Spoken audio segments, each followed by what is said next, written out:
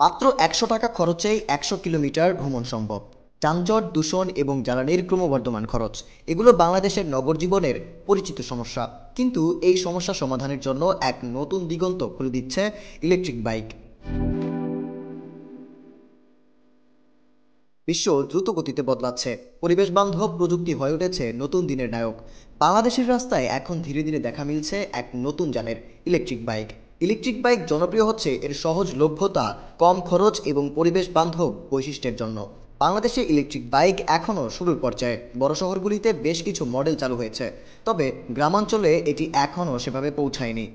যদিও electric bike পরিবেশ বান্ধব, তবে এর সামনে এখনও কিছু চ্যালেঞ্জ রয়েছে, যেমন চার্জিং স্টেশনের অভাব, ব্যাটারির উচ্চ মূল্য এবং দীর্ঘমেয়াদী টেকসইতা। বাংলাদেশের জন্য ইলেকট্রিক বাইক হতে পারে ভবিষ্যতের অন্যতম সেরা পরিবহন। এটি জ্বালানি আমদানি কমাতে সাহায্য করবে এবং পরিবেশ রক্ষায় ভূমিকা রাখবে।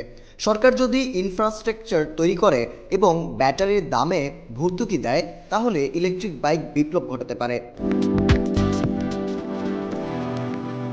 একদিন হয়তো বাংলাদেশের রাস্তায় শোনা যাবে না গাড়ির বিকট আওয়াজ, থাকবে না কালো ধোঁয়ার জ্বালা। ইলেকট্রিক বাইকের আওয়াজ হবে নতুন দিনের সূচনা।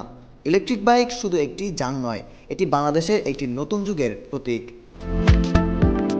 শাহরিয়ার শুভ, নিউজ ডেস্ক, জনসংবাদ।